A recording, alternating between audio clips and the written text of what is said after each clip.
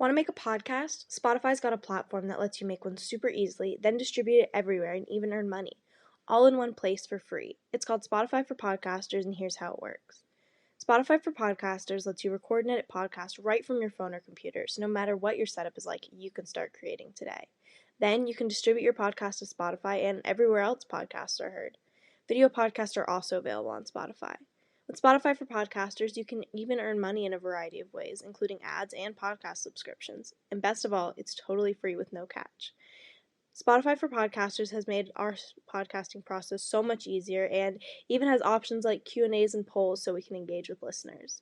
I highly recommend you give it a try. Download the Spotify for Podcasters app or go to www.spotify.com/podcasters to get started.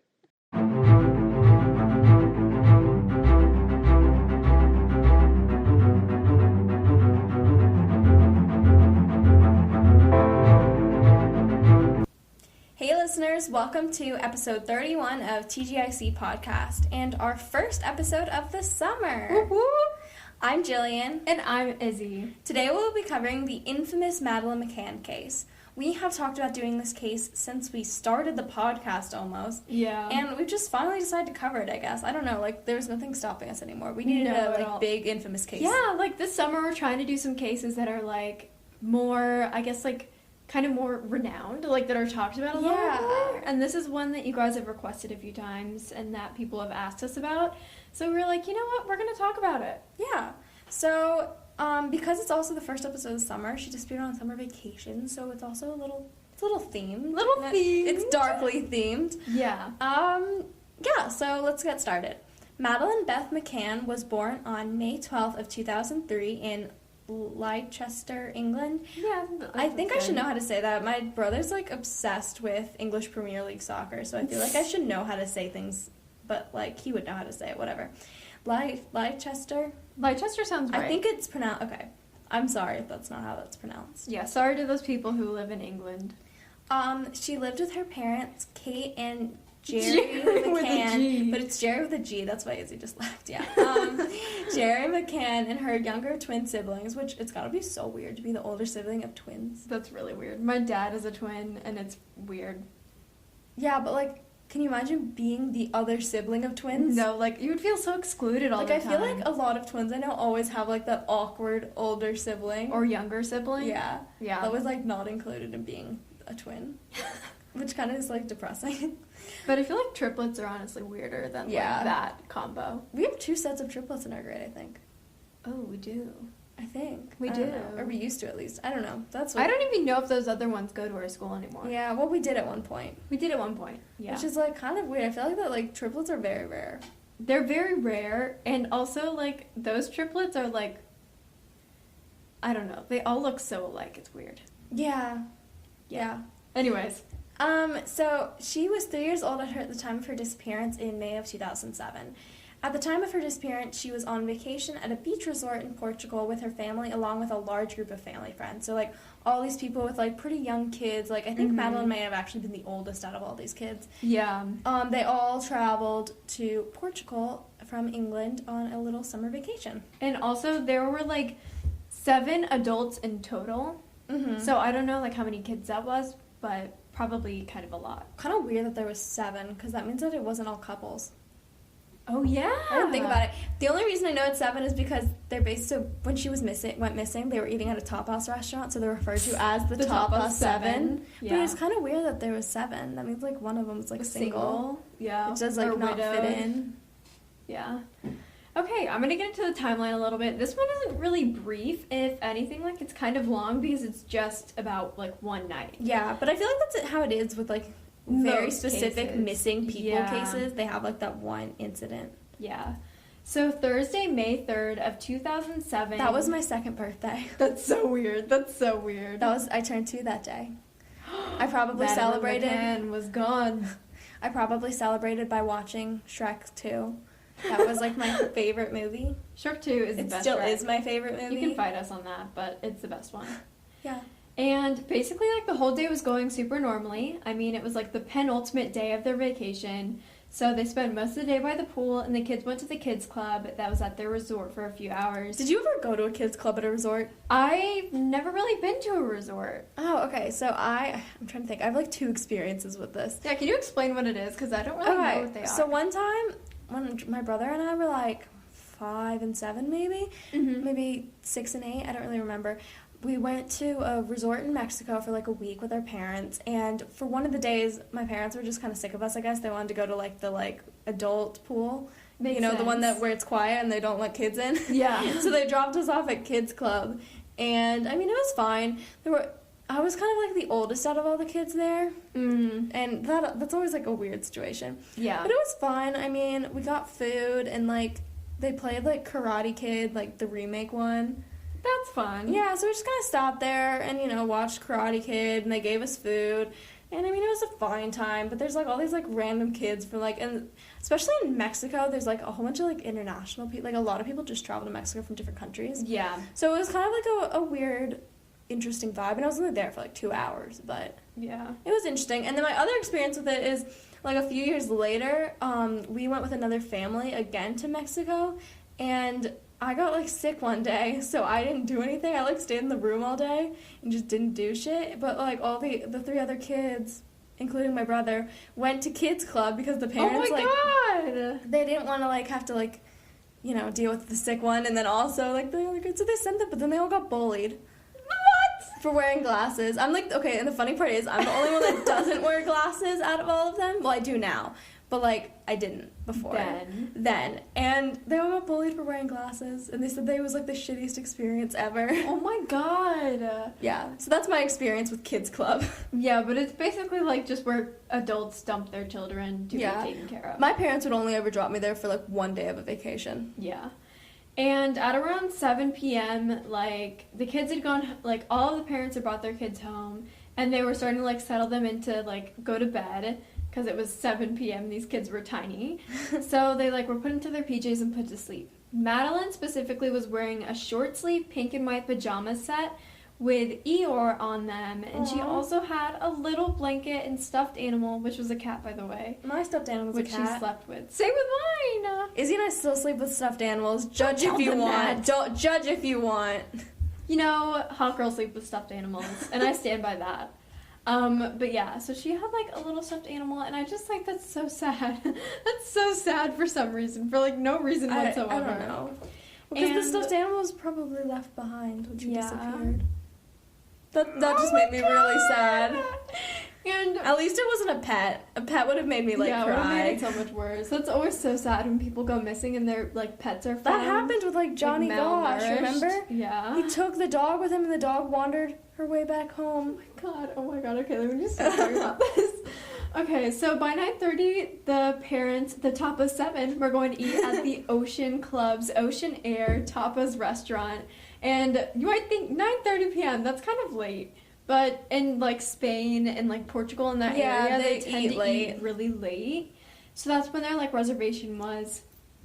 And they specifically ate there. They had eaten there, like, every night of the trip also. That's kind of weird. Because it was really close to the apartment that they were staying in. So, like, so close, in fact, that the family and friends were sitting at the restaurant and they could see the apartment and the patio from the restaurant. Oh, that's good, at least, because all those kids in there. Exactly. And I will say their kids were left in the apartments. So, like, they had all of their kids, like, asleep there, and they did it on purpose so they could go, like, check on them. Like, I'm surprised they didn't get, like a rent-a-babysitter. I think they have those in resorts. They do. You can, like, hire, like, someone who works for the place and have a resort. I just remember that from the Adam Sandler movie, when they had, like... Oh, yeah. Yeah. But, yeah, so I'm kind of shocked they didn't do that, especially since the kids were so young. Mm-hmm. But, yeah. And, I mean, they could see the patio door. Like, they could not see the patio door specifically, which were, like, supposed to be locked from the inside. But McCann specifically had left the door unlocked with the curtains closed so that they could go into the room and check on their sleeping children, like, if they needed to. Which makes sense, but that's also, like, kind of sketch. And this is kind of creepy, but let me mention that the group had asked the hotel staff to leave a note with the pool staff so they could reserve a table at the restaurant for the last few nights that they were there in a specific area on the patio so they could see their kids. And that note, like, specified that it was because they wanted to be able to see the apartment and have easy access to it, since they had, like, unaccompanied asleep children. So the staff knew about the unaccompanied kids. They knew about it. That's so creepy. And this note was, like, left in, like, a book, like, on a desk. So actually, Madeleine's mom, Kate, believes that the person who took her potentially saw this note. And that's why, we'll talk about this in a second, but that's why he did it the way that he did. Or they did it the way that they did to take her. That's so creepy. Yeah. So the parents actually went and checked on the children every half hour to make sure that they were, like, sleeping soundly and that everything was okay.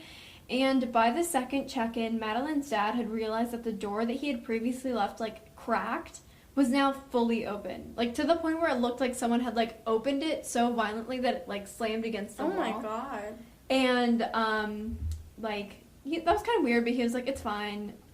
Maybe he, like, didn't think much of it. And at 9:15 p.m., one of the top of 7 named Jane Tanner actually left the restaurant to go and check on her kids. And when she, and that's when she had a sighting that was, like, not really important to her at the time, but it was important to the early investigation. And I'm mentioning it now because of the timeline. But basically, she saw a man carrying a sleeping child who was a little girl in pink pajamas, alike to the ones that Madeleine was wearing. Oh. Which is weird, but like she said, she didn't think much of it. It was just like a... Pink pajamas, they can be common. Exactly. So yeah, that's kind of weird. She didn't mention it to anyone until later when the investigation happened. Well, it didn't seem like a big deal at the time. Yeah, exactly. And after the second check-in on the children, Kate went to go look around and to just, like, go on her own at, like, 10 p.m. So when she entered the apartment, she saw that the children's door was wide open like it was in the second check. But when she went to look at the kids, she saw that the window was wide open and that Madeleine was gone. Like, all that was left of her was her stuffed animal and her blanket. Oh. Okay, but here's what's throwing me off, right? Had she already been gone since the dad saw the door wide open? Or Exactly, we don't know. Well, why didn't he... that's like a weird... And then they had that sighting, too. Like, he didn't go and check in the room. Yeah. Like, you literally don't know. That's weird. And what I was saying earlier about, like, why it's important that the note, like, maybe that had a thing to do with it, is because they had, like, a view of the patio, but not necessarily the patio doors. And maybe that's why he took her out through the window, because he knew that they wouldn't be able to see from there. You know what I mean? That makes sense. Because he knew that they would have a view, but, like, so he was careful to go through the window and not, like, the door again with a child. Yeah. So, yeah. And Kate then ran back to the restaurant screaming, "Madeleine's gone! Someone's taken her!" Which is just, like, so gut-wrenching. And by 10:30, the family had actually gone to the front desk and had gotten them to call the police. And they started the missing person protocol at the resort, which basically means they, like, shut everything down and everyone is alerted of it. So, like, once the police got there, the staff, the guests searched the premises until 4:30 a.m. the next morning. Oh, my God. And they found absolutely nothing. Like, oh my God. Nothing. So, yeah. Kind of crazy. Okay, so we're going to talk a little bit about the theories now, and I think we're just going to kind of go in order of how, like, the police investigated the theories, I guess. Mm-hmm. And so, yeah, their first big suspects were actually the parents. That's kind of weird to me, I feel like. Okay, and so that's what I thought, too, because, like, the only thing that actually seems slightly strange about the parents is the dad when he went in and saw the door open and really didn't look any further. But, like, that's, like, really it. And that could have just been, like, you know, oh, that's a regrettable mistake, you know? Exactly. But I almost think maybe it was because it was, like, a child's case in a post-John Bonet world. Oh, yeah, so they were immediately like, oh. Parents, you know? Parents. Look at the parents. Yeah, and I mean, I think people always want to look at the parents in kids' cases because, like, so rarely are they actually a stranger case. You really only hear about the ones that are stranger cases. Yeah. But... they had left their kids behind, and I think that's kind of really what the police attacked. It was like a character assassination, kind of. And they were a little bit uncooperative with the investigation, but I think it was in part because they were dealing with a foreign country, and it was kind of like different police. And there's, like, 2 simultaneous investigations, I think, one in England and one in Portugal. So it would be confusing. It's just a lot going on, and plus, on top of that, their daughter's still missing, and they have 2 other kids to care for. But they were ended up, like, later cleared just because it really didn't make a lot of sense because all of these other suspects and theories that we're going to talk about. Exactly. Okay, what I'm going to talk about is a planned abduction by a stranger. And we actually talked about this, like, a little bit before during the timeline. Yeah. But basically, the theory is that, like, a stranger had noticed Madeleine somewhere earlier in the day at the resort. And also, I have to add on to this. I didn't really know about this whole note thing until Izzy mentioned it earlier. Yeah. But what if it was, like you said, the pool staff, right? Well, what if it was, like, a pool staff working at the kids' club or something? So they knew her. Yeah, and then they figured out connected the dots on, like, the room. Or it was just, like, a worker in general. Like, maybe they saw it, like, they were going there to do something or But, whatever. like, she was, like, her parents wouldn't have known to say, like, oh, this person was paying special attention to Madeleine. Because they wouldn't have been there. Exactly. Oh my god, I didn't even think about that. Yeah. So yeah, maybe, like, they decided that they wanted to kidnap her, whether this was someone who worked on the resort or someone who's just totally random. Yeah. And that night, they observed how frequently someone was checking in on the kids. So they might have paid close attention to the time intervals. So like that you said, could, like, I think they're going in every half hour or so. Yeah. Like, if they pay attention, that they know exactly when to go get her. Exactly. And, I mean, this would also potentially be in connection to the man seen leaving with the child, throwing a temper tantrum, like, later that night. Yeah. So, like, there are a lot of things that just make sense, like, especially the note and the fact that Kate, who is Madeleine's mom, is like, you guys need to look into that, because that's weird. Like, I didn't even, but that totally makes sense why they would go through the window and not the door. And, like, know just specific things. Exactly, because they've been paying close freaking attention because they were creeps. Ugh. Okay. So that one, honestly, I think that one's pretty probable. It is pretty probable. Now that I think about that, that one seems pretty probable. The next one I'm going to talk about is a failed burglary by a stranger. So maybe, like, a stranger wanted to rob the room. Maybe because they saw, like, how many people were staying there and that they were, like, foreigners and that they would probably have a lot of valuables, like, at least some cash, you know what I mean? Yeah. And when they saw them leave and figured, like, that the room was empty, they went in and they woke up Madeleine and decided to take her to cover their tracks.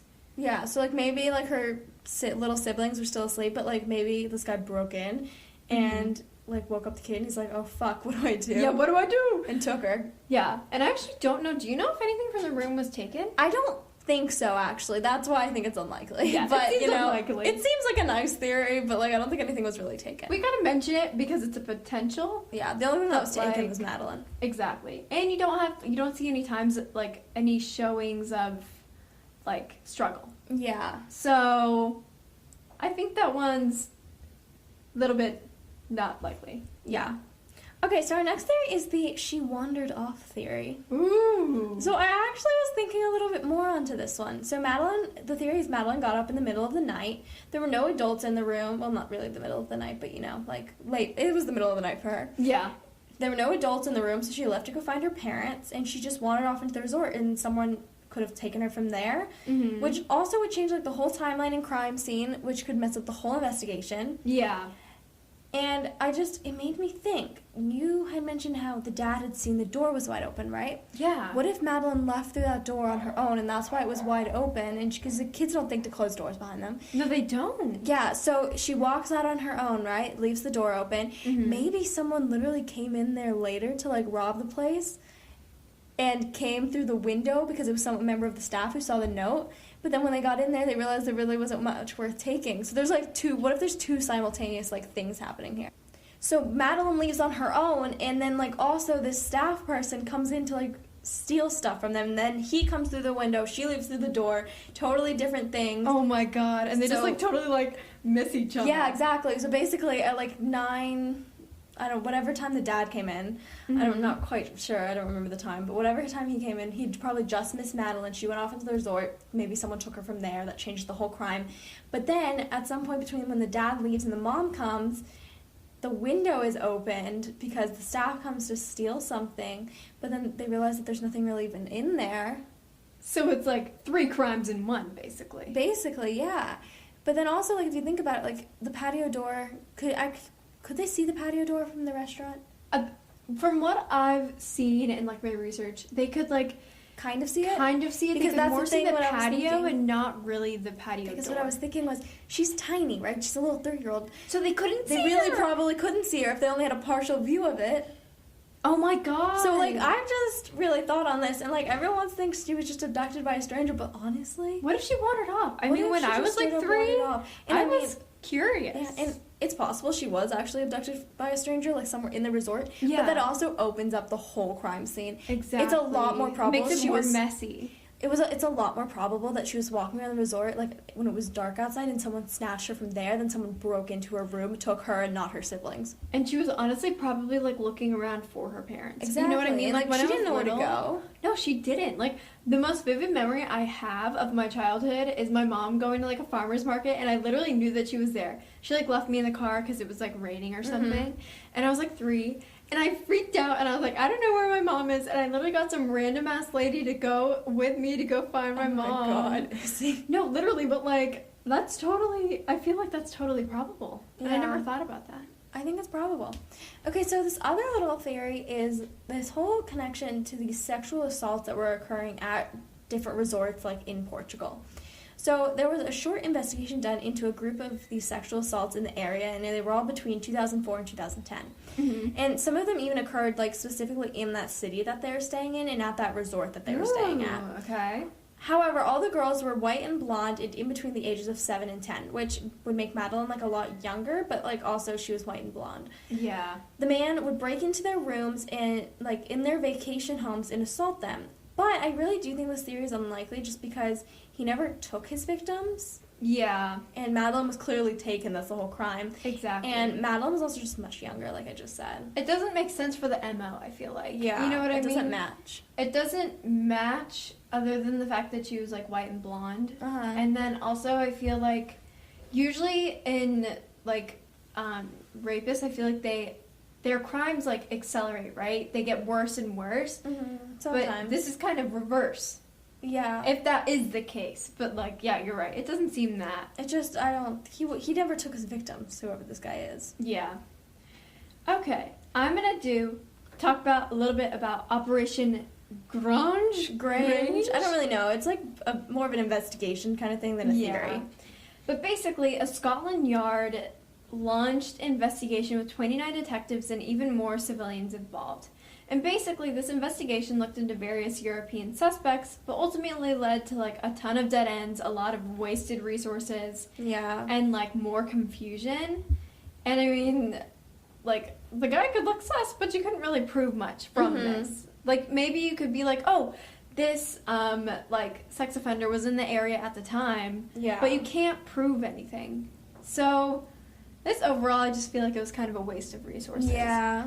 And especially since they didn't find much. It just didn't really turn out much. And, like, 29 detectives is kind of a shit ton. It is a lot. So, I don't know. I feel like that could have been kind of a waste of time. A little bit. I just think people got very invested in this case and wanted to find some way to solve it. Yeah. And I feel like if they would have found something, this would have been a different story. But, yeah. Overall, It was a little bit anticlimactic. Yeah. So now, I'm going to talk about the German. And if you guys know about this case, you probably know about this dude. So, in June of last year, 2020 to be specifically... Specifically? That's such a hard word to say. To be specific, a German man was investigated for the murder of Madeleine McCann. So, you may be like, murder? But there's no body. Well, based on this dude's history with murder and sexual abuse of children, they decided that he most likely murdered her. And so the theory is that he kidnapped her from her room and potentially took her back to Germany and then killed her there. And I mean, that's kind of where the theory ends right now. There's a lot of investigations that are being done into this guy. And it actually seems like this case might be solved soon because a lot of the information that they've uncovered about but at the same this time, guy and, like, everything else. At the same time, like, as they're uncovering all of this, they're also, like, I don't know if it's just because we're international, maybe we're not getting the full story, but there's, like, it kind of cuts off. Yeah. Like, they find out who this guy is, but not a lot about this guy, and, like, I'm not even sure, like, what his deal is, honestly. Exactly. Like, I don't know enough. I've heard a lot about this guy, but not enough to, like, go super in depth about him. I just know he's kind of a creep, and he was in Portugal at the time that she went missing.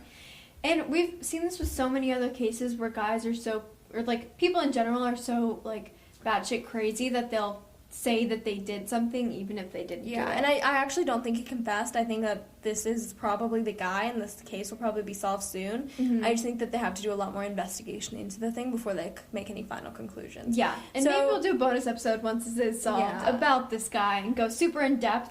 But overall, we're kind of at a dead end right now. Yeah, we're at a dead end, and there are other theories that we're going to go over that I feel like are just, or that we have gone over that are just, more I honestly am starting probable. to think she wandered off. Yeah, you convinced me. I mean, honestly, maybe the German guy stole her from there, but, like, I kind of think she may have wandered off. And I didn't even think about it until Izzy mentioned the thing about the door and the window being open. Yeah. Like, I didn't really think too much of it before, but it kind of makes more sense in a way. It does make more sense. It doesn't draw, like, I can't figure out why both of them would be open.